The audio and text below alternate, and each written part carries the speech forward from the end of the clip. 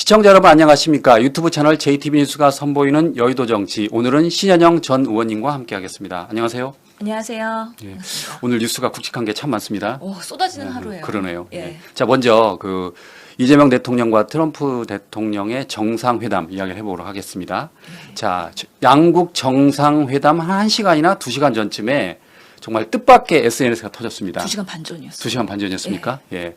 한국 시간으로는 한 밤 11시쯤 된 것 같은데 트럼프가 SNS에 한국에서 숙청이나 혁명이 일어난 것 같다. 그래서 나는 이들과 사업을 할 수 없다라고 사실상 선전포고를 했습니다. 그렇죠. 그래서 그걸 보고 극우 아스팔트에서는 난리가 났다고 그럽니다. 이거 뭐 잘 됐다. 뭐 이거 정말 그러니까 극우들이 이걸 보면서 젤렌스키 대통령처럼 되는 거 아니냐라고 걱정을 했는데 우리 이재명 대통령의 트럼프 띄우기 전략이 제대로 성공을 했어요.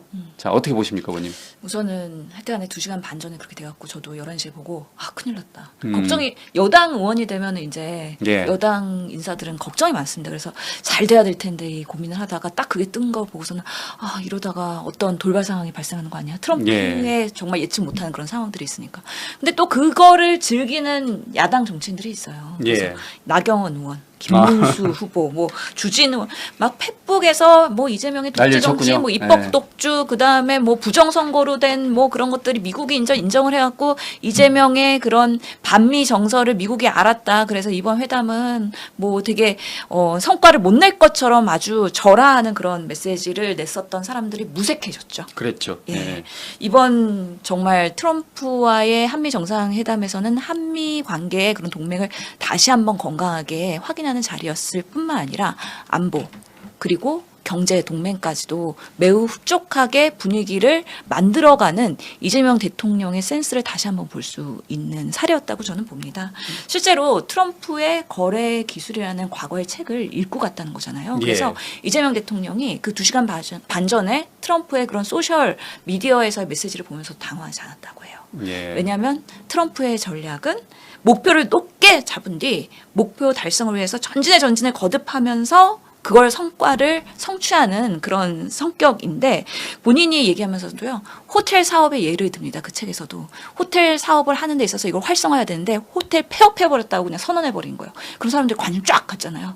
그러다가 이거 공사하고 있는 것이다. 다시 열 거다. 이런 방식으로 해서 모든 메시지를 지렛대로 활용을 해서 협상을 유리하게 끌어가는 방식. 그러면서도 언론 미디어를 활용을 하는 방식으로 해서 아마 이번에도 만나기 전에 약간의 그런 상대를 압박하는 방식으로의 SNS가 아니었을까. 근데 만나고 나서 정말 반전이 있었거든요. 그거는 정말 이재명 대통령이 참모들과 함께 엄청난 많은 준비를 해왔다는 그것이 하나하나가 결실을 맺은 거라고 생각합니다. 네. 몇 가지 그래도 발언을 소개시켜드린다고 하면요. 트럼프 대통령이 미국을 다시 위대하게 만들고 있다. 예. 메이크 어메리카 그레이트 어게인을 다시 강조하면서 다운존스 지수도 사상 최고치를 경신하고 있고 그리고 제조 분야에서도 미국이 르네상스를 하고 있는데 대한민국 함께하고 싶다. 이런 얘기도 하고 당신은 미국의 평화뿐만 아니라 세계 평화를 위한 피스메이커. 나는 페이스메이커. 라임도 맞춰가잖아요. 라임도 맞췄죠. 얼마나 많은 고민을 했었겠어요. 그러면서도 유일한 대한민국의 분단 국가인데 김정은 위원장이랑 꼭 만나시라. 그리고 북한의 트럼프 월드 지으면 나 거기서 골프 치게 해다오. 그러니까요. 이런 방식으로 트럼프를 웃게 하는 그 센스와 유머와 준비. 사실은 어떻게 보면은 우리가 미국에 대해서는 어쩔 수 없이 약자이기 때문에 이렇게까지라도 해가지고 최소한의 우리의 방어선을 지켜야 된다는 걸 절박함에서 나타난 그런 결실이라고 저는 생각을 하는데요. 그러면서 트럼프가 너무 기분 좋으니까 나 김정은이랑 친하고 2번이나 만났었고 또 만날 가능성이 있는데 당신 근데 이재명 지도자는 한국 지도자 중에서도 정말 북한의 문제를 해결하려고 하는 그 능력이 뛰어난 지도자 하면서 인정까지 받고 온 거잖아요. 그리고 에이펙에 참석하겠다. 라는 그렇죠. 얘기도 하고 하면서 정말 훈훈하게 끝난 거예요. 그래서 보면은 준비해 갔던 여러 가지 선물에서 그 정성들이 하나하나가 회자가 되고 있는데요. 특히나 조선업 마스가 프로젝트를 강조하는 일환에서 거북선을 이 손으로 만들어 갖고 오정철 명장이 직접 제작한 금속 거북선 모형. 이것도 훌륭하고요. 그리고 마가 써 있는 모자를 우리 트럼프와 트럼프 여사 거 두 개를 만들어갔는데 빨간색, 하얀색. 여성 거는 조금 더 챙을 조그맣게 해가지고 그 친화적으로 여성과 남성의 맞춤형으로 만든 그 모자 제작부터 해서 또 이 펜도 되게 회자가 됐죠. 제나일 수제 펜인데 사실은 그 안에 심은 모나미 네임펜 심이 들어가 있는 거라고 해요. 예. 이것은 예전에 문재인 대통령이 사실은 이 방명록 서명하면서 이게 만년필로 하니까 잠깐만 잉크 번짐이 있고 그래갖고 제일 좋은 게 네임펜이더라. 그래갖고 네임펜 가져와 해갖고 사인했던 바가 있다는 거예요. 그러니까 대통령이 무슨 네임펜으로 서명을 하냐 이러면서 또 막 누리꾼들이 시끌시끌 했을 거 아니에요? 그것을 경험했던 이전 참모들이 이번에는 나무로 손으로 제작한 네임펜 심을 만들어가지고 대한민국 마크를 심어가지고 그렇게 우아하게 만든 그 펜을 트럼프가 아주 부러워했다는 거 아니겠습니까? 그런 부분에 있어서도 트럼프가 워낙에 또 골프 좋아하니까 골프광이니까 또 골프채를 수제로 맞춤형으로 제작을 해가지고 100만 원짜리 정도의 그런 골드5 이 회사 이제 대박 나는 거 아닌가요? 그런가요? 네. 그래서 이런 선물 하나하나가 상대를 감동시켰다. 그래서 대한민국과 한국과의 관계는 앞으로도 우호적으로 잘 갈 수 있는 첫 포문을 여는 아주 의미 있는 정상 회담이었다고 생각합니다. 물론 그러니까 꼼꼼히 예, 준비했어요. 예, 네. 정말 강훈식 비서실장이 미리 갔었던 뭔가 후일담이 전해지고 있잖아요.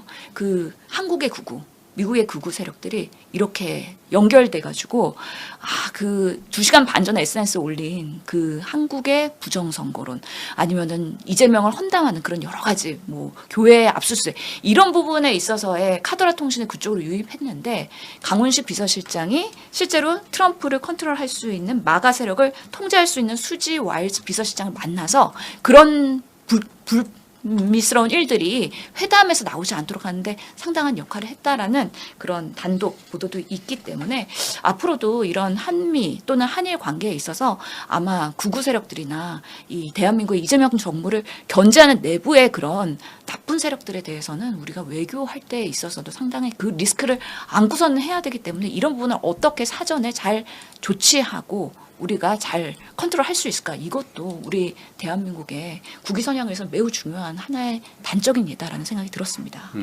그러니까 그 이재명 대통령이 그 미국 워싱턴 DC의 그 싱크탱크 전략국제문제연구소 CSIS라고 하잖아요. 예.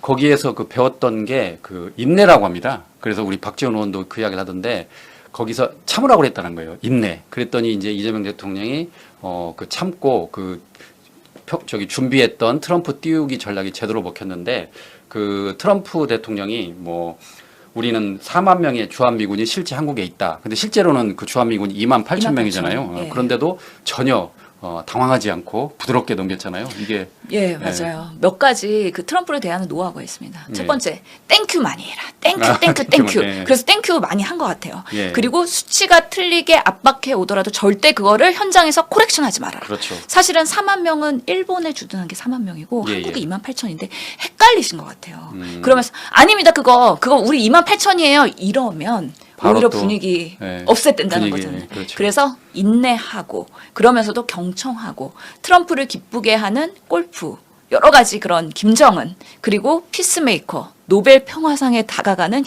그런 트럼프 이런 것들을 대한민국의 페이스메이커로서의 역할을 할 수 있게 만들어주겠다라는 부분에 있어서 상당히 워딩도 준비가 됐고 딱 들어가서 여기 인테리어 너무 좋다. 역시 이 품격에 맞는 트럼프의 리모델링이다. 이런 식으로 칭찬을 하고 상대를 존중하고 띄우고 이런 전략이 어떻게 보면 트럼프가 상당히 폭거하고 있는 지금 외교 상황에서는 심플한 공식을 갖고 대하면 오히려 우리가 선점할 수 있다라는 또 교훈을 안게 되는 계기가 아닌가라는 생각도 듭니다. 네, 그 양국 정상 그 회담 후에 열린 그 강유정 대변인의 기자회견에서는 이런 질문이 나왔어요. 주한미군 감축이나 그 농산물 추가 개방은 언급됐느냐라고 했더니 강유정 대변인이 아예 미언급됐다라고 말을 했습니다. 그래서 향후 결과를 지켜봐야겠지만 강유정 대변인도 굉장히 만족해하는 분위기더라고요. 그 만찬 자리에서 분위기 되게 좋았다고 그러더라고요. 네, 트럼프가 참모들한테 다 사인 하나씩 다 해주고요. 그리고 여러 가지 뭐 디테일한 질문도 많이 한 것 같은데 한국에 대한 관심도 많았던 것 같고 그래서 만찬 만찬 자리까지 훈훈한 화기애애했기 때문에 걱정했던 여러 가지 관세 문제, 방위비, 그리고 이제 국방비 이제 뭐 상향 이런 여러 가지 부분에 있어서 당연히 후속 조치는 이루어질 거라고 보이지만 공동 선언문을 쓰지 않았다는 게 문제가 되지는 않는 것 같아요. 예. 오히려 뭔가 숫자를 못 받거나 아니면 어디까지의 부담을 우리 대한민국에 진다고 했을 때 그거를 이행해야 되는 부담이 있을 텐데 오히려 그런 분위기를 화기애애하면서 조금 더 좋은 게 좋은 거다.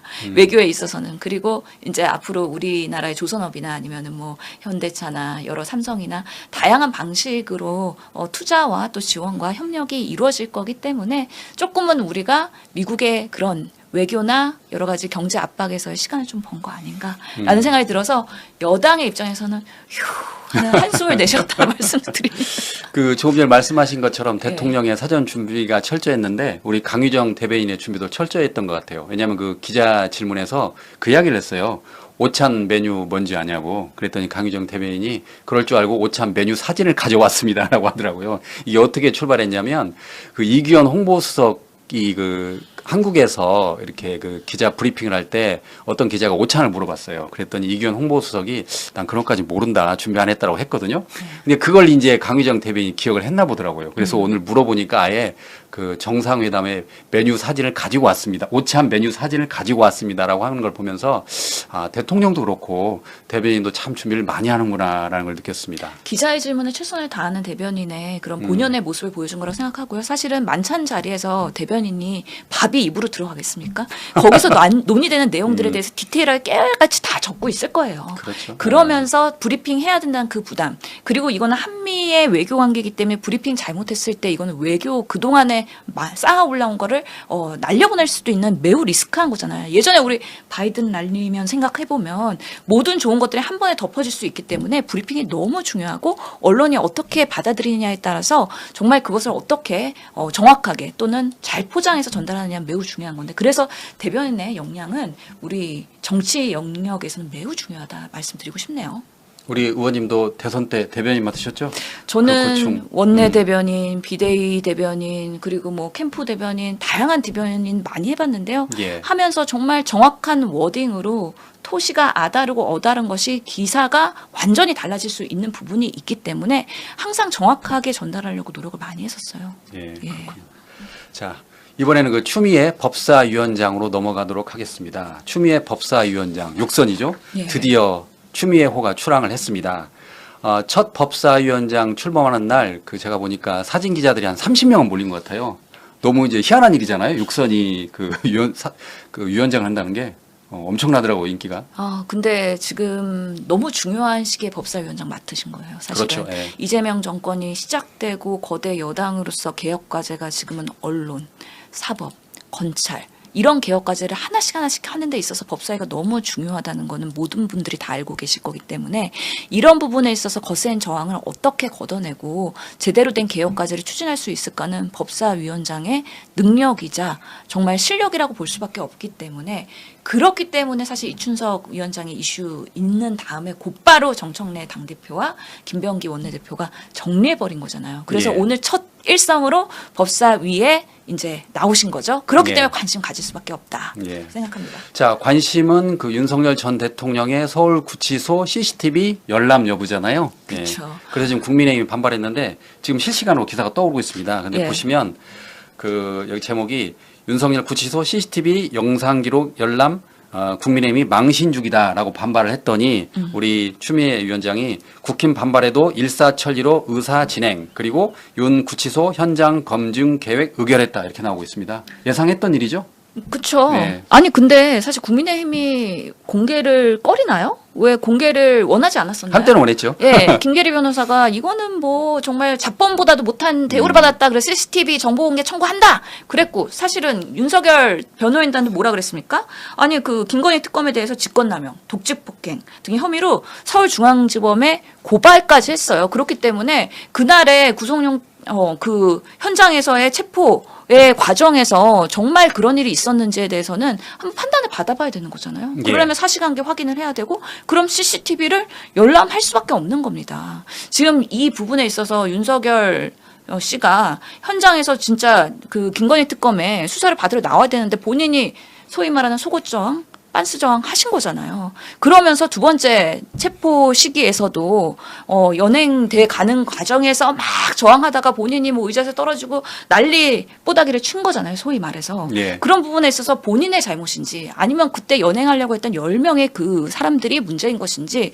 이건 한번 판단을 받아봐야 되는 부분이고 이것을 계속 정치화하면서 특검을 압박하고 수사를 못하게 하려고 하는 윤석열 측의 이런 수단으로 이제는 그 활용되지 않기 위해서는 꼭 볼 필요가 있다라는 면에서 지난 11일 날 서울구치소 민주당 의원들이 갔었잖아요. 법사위원들이.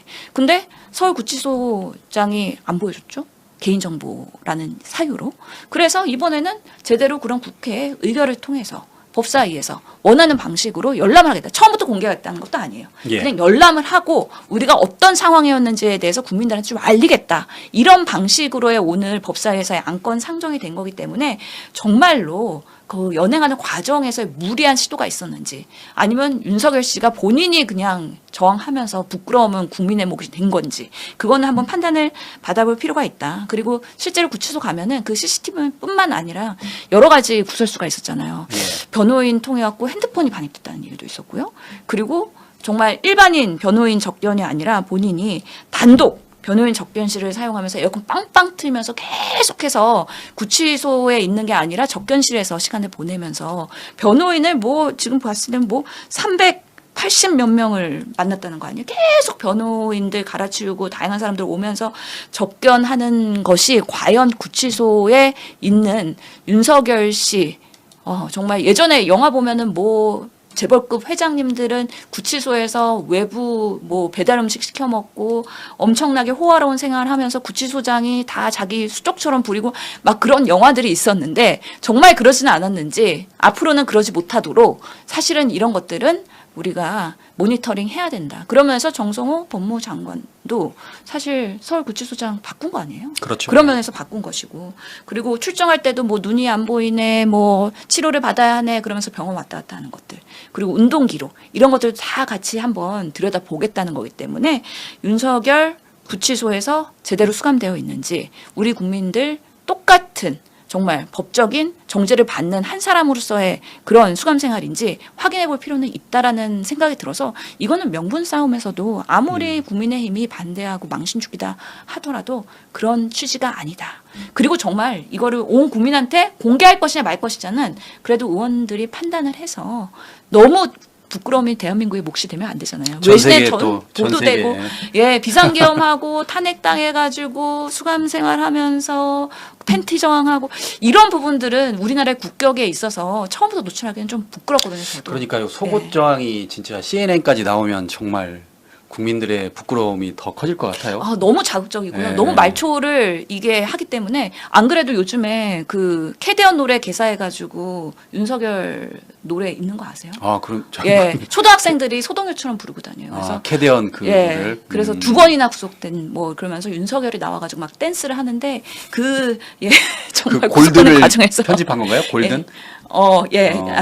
소다팝. 소다팝. 소다팝으로 예, 춤추면서 하는데 거기에 이렇게 카메오로 김건희 씨, 명태균 씨, 거기에 이제 탄핵 과정에서 공헌을 했었던 사람들이 쫙쫙쫙쫙 나오는데요. 초등학생들이 엄청 좋아합니다. 그렇군요. 요즘은 유튜브를 하려면 또 그 K-팝 데몬 헌터스를 캐대언을 봐야 되겠네요. 그리고 패러디가 나오는데 이거 공개되면은 정말 엄청난 패러디가 나올 것 같아갖고 좀 걱정이 되는 그렇군요. 바가 있습니다. 예. 자, 그 송석준 의원이 그래서 추미애 법사위원장의 의사 진행을 트집 잡자 추미애 법사위원장이 귀 기울여 들으세요라고 칼 정리를 했다는 거예요. 단칼에. 그러니까 댓글을 봤더니 뭐라고 그러냐면 정청래가 가고 더 센 법사위원장이 왔다. 지금 그러고 있어요. 지금. 우리 지지자들은 매우 속 시원해 하시겠죠. 그래서 예. 법사위 운영에 있어서 예. 하여튼 야당도 존중은 필요하지만 말도 안 되는 의견이나 아니면 추진해야 되는 것을 반대하는 거는 정확하게 예. 쳐내는 리더십을 아마 추미애 법사위원장이 보여주실 거라고 기대합니다. 예, 그렇군요. 자, 이번에는 그 한덕수 전 국무총리에 대해서 이야기를 나눠보도록 하겠습니다. 자, 한때 한덕수 전 국무총리가 대통령에 나오겠다면서 이렇게 기억나시죠? 손을 이렇게 하면서. 여러분 우리 모두 사랑해야 합니다. 호남에 가서 얘기하셨죠. 그리고 저도 호남 사람입니다라고 했잖아요. 그렇죠.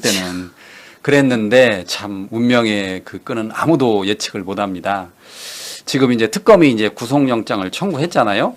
그래서 그 특검은 이 국무총리라는 게 대통령을 견제할 의무도 있다라고 보는 건데 그러지 못했다라고 했고요. 자, 그리고 사후 계엄 선포문에 서명을 하고 폐기를 한 의혹까지 있다 또 이야기했고, 처음에 이제 계엄 선포문을 보지 못했다라고 했다가 CCTV 영상이 공개되니까 지금 말을 바꿨잖아요. 그쵸. 예, 그래서 지금 위증죄까지. 위증죄까지 예, 추가됐잖아요. 헌재나 국회에 가서 위증한 거. 예. 예. 지금 구속될 가능성이 지금 높아진 거죠, 의원님 어떻게 그렇죠. 보십니까? 구속 가능성 꽤 상당하다고 보이고, 실제로 지금 그 내란 주요 종사자에는 김용현, 예. 이상민, 이미 그리고 둘은 구속됐고. 연영 이런 사람들은 예. 내란 주요 종사자인데 그 한덕수는 내란 우두머리를 방조한 혐의인 거예요.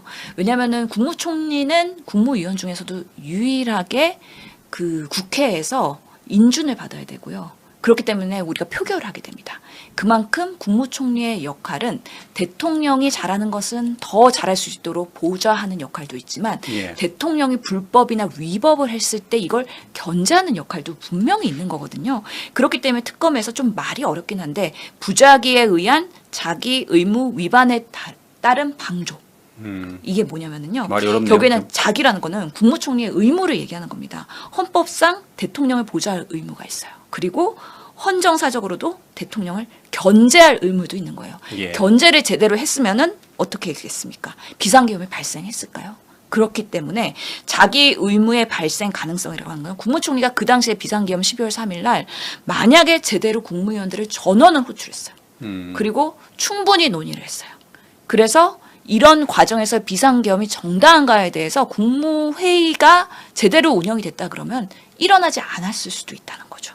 그런 면에서 이런 자기 의무를 제대로 이행하지 않았다. 그렇기 때문에 한덕수 국무총리는 내란 우두머리를 방조한 혐의를 갖고서 지금 구속영장 청구된 상황이거든요. 실제로 보면은 그날에 국무회의 소집을 본인이 건의했다고 했어요. 근데 이게 정말 비상계엄을 완성하기 위해서 형식적으로 소수만 불러서 실제로 2분 만에 끝나버린 거기 때문에 한덕수 국무총리가 그 상황에서 비상계엄을 반대했다는 정황이 아무것도 없는 거예요.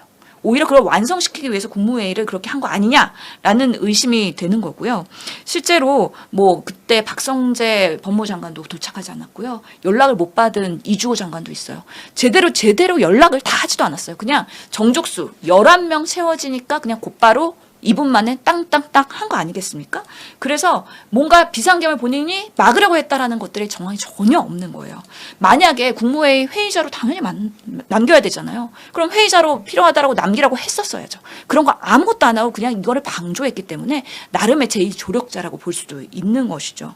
그리고 CCTV 관련해가지고도 본인이 비상계엄 문건 자기 몰랐는데 나중에 보니까 내 주머니에서 나왔더라 이렇게 얘기했었잖아요. 예. 근데 CCTV에서는 비상계엄 문건을 본인이 이렇게 보고 있는 게 명확하게 드러나고 있는데 명확한 100% 거짓말이라는 게 드러나니까 이 사람이 이제는 더 이상 빠져나갈 구멍이 없는 어떻게 보면 빼박인 상황이 됐다라고 말씀드릴 수 있는 거죠. 그렇기 때문에 사실은 그 대선에 출마하려고 노력을 했고 아니면 헌재 임명을 하는 데 있어서 이런 국민의힘과 야합을 한 거 아니냐 이런 의심이 당연히 시나리오처럼 만들어지는 거죠.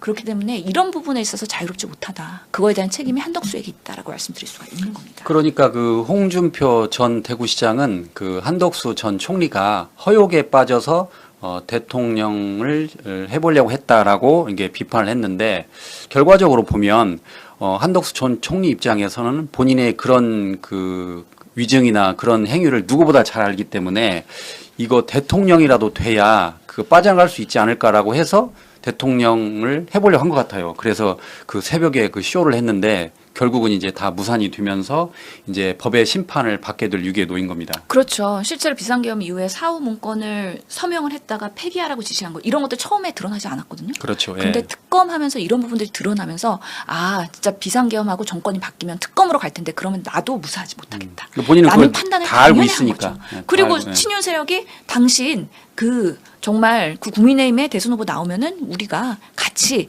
후보로서 단일화 시켜줄게라고 얼마나 감언이설을 했었겠어요. 그래서 본인이 결심할 수밖에 없는 그런 환경적인 정치적 환경이었다. 아니 50년간 공직 생활하면서 이 정권 저 정권 국무총리도 하고 주미대사도 하고 상당히 많은 공직에서 대한민국을 위해서 헌신했던 그 50년에 본인의 그런 노력들이 한 방에 무너지는 이런 판단을 하게 된 게 정말 실망스럽다는 얘기를 할 수밖에 없습니다. 자, 이번에는 그 전직 법무부 장관과 검찰총장에 대해서 특검이 동시에 압수수색을 했습니다. 조금 전에 그 의원님 말씀하신 그 계엄에 대해서 방조 가담한 의혹에 대해서 추가로 박성재 전 법무부 장관이 추가됐는데, 자, 그 박성재 전 법무부 장관을 관에 대해서 특검이 뭐라고 그랬냐면요.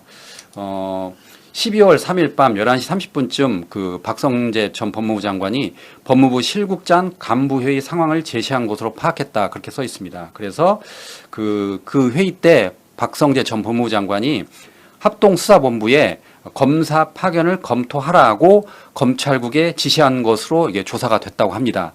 특검은 뭐라고 판단하냐면 교정본부에는 그 수용 여력 점검과 공간 확보를 지시한 것으로 알려졌는데, 특검은 이를 정치인 체포와 구금을 고려한 조치로 이렇게 판단하고 있어요. 결국 특검 입장에서는 박성재 전 법무부 장관이 계엄에 방조, 가담했다라고 보는 것 같습니다. 그렇죠. 그래서 방조 가담 혐의로 고발이 됐어요. 예. 그것에 대한 압수수색인 거고요. 예. 실제로 그동안에 이 내란 비상계엄에 관련해서는요. 경찰 그리고 군 이런 부분에 있어서는 조사가 되고 실제로 구속되고 지금 재판까지 가고 있는 상황인데, 유일하게 법무부 그리고 검찰 이런 부분에 대해서는 아무런 조사나 이게 수사가 진행되지 않았던 거예요. 그래서 만시지탄이라고 말할 수밖에 없는데, 그럼에도 불구하고 지금이라도 꼭 해야 된다라는 말씀을 꼭 드리고 싶고, 실제로 그래서 박성재 장관 집 압수수색 당했고요. 핸드폰 압수수색 당했고요. 실제로는 심우정 검찰총장도 같이 이번에 당했죠.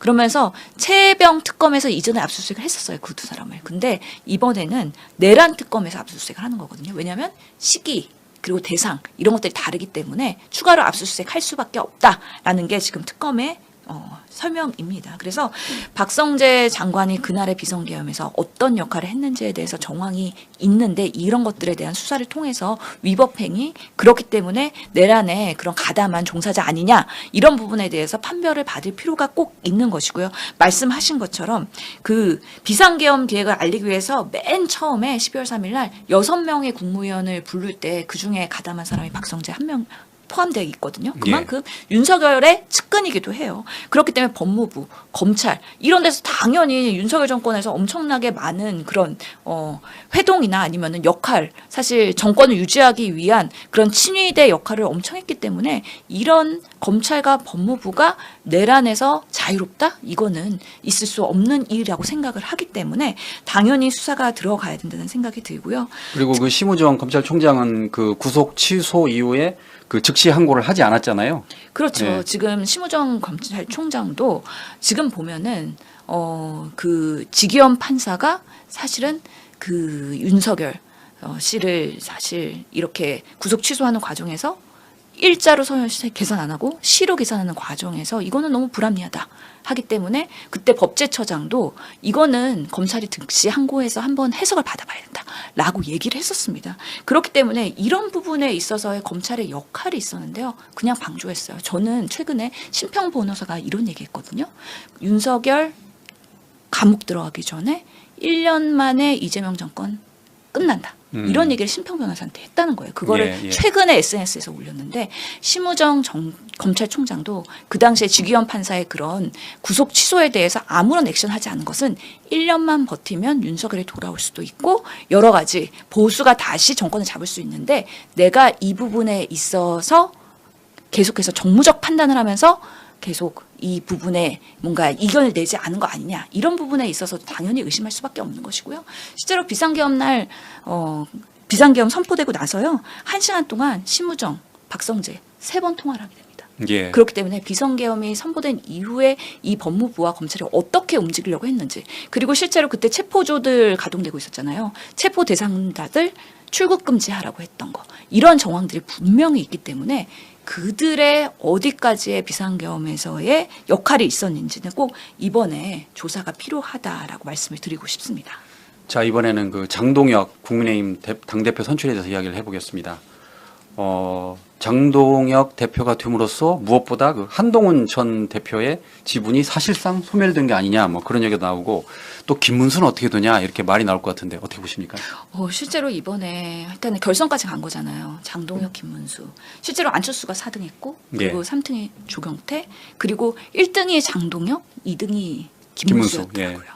근데 한동훈 결국에는 상식의 판단에서 선거해달라고 SNS에 올렸고 간접적으로 조경태를 지지를 했었던 거죠. 그런데 3등 했었고 이번에도 김문수가 한동훈한테 도와달라. 안철수한테도 도와달라. 그래서 나름의 그래도 극우가 아닌 통합을 할 수 있는 인사라는 김문수가 여러 가지 운동장을 넓게 쓰기 위한 노력을 했는데도 불구하고 장동혁한테 졌다. 예. 이거는 결국에는 한동훈의 그런 국민의힘 내에서의 정치적 장악력 그리고 지분 이게 상당히 취약하다는 것을 간접적으로 보여줄 수밖에 없는 결과이다라고 말 수밖에 없고요. 특히나 그 김근식 최고위원이 떨어져 버렸잖아요. 예. 그런 부분에 있어서 예측 외의 상황이긴 했는데 한동훈 뭐 전 대표가 적극적으로 하지 않았다라는 면에서도 뭐 일부 그냥 변명은 하고 있지만 그럼에도 불구하고 이렇게까지 한동훈 대 전환길 이 싸움에서 이번에 전당대회를 통해서 전환길이 완전히 그 당내 영향력이 커지고 장악할 수밖에 없는 하나의 결과를 보여준 것이다. 그러면서 미디어의 파워 그리고 선명성 경제 이런 부분에 있어서 전환길이 앞으로는 어떤 당직을 맡게 될지 매우 궁금합니다. 네. 그렇게 되면 그 장동혁 대표도 이제 특히 미디어가 유튜브를 좀 많이 신경을 쓰겠네요.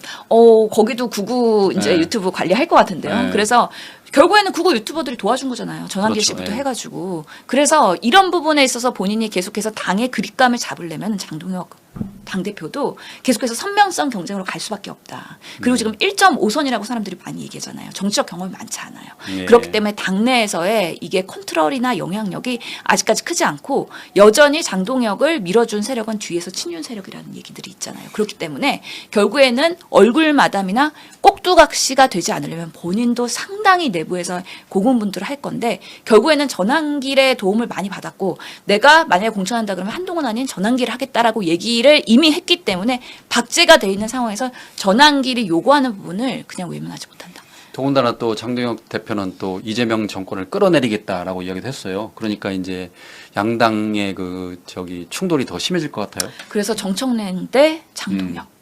이 게임이 앞으로 정말 볼만할 것 같은데 정청래 당대표는 워낙에 고단수잖아요. 예. 정치 경험이 너무 많으신 분이고 장동혁 이제 뭐 새로운 얼굴이라고 하면서 이제 당대표가 됐는데 당내 쇄신이나 변화를 얼마나 가져올까 그리고 통합을 얼마나 할까 이런 부분들이 본인한테는 숙제거든요. 근데 그걸 과연 잘 할 수 있을까? 그렇지 않으면 정말 분당될 수도 있다라는 생각까지도 사람들이 점치고 있더라고요.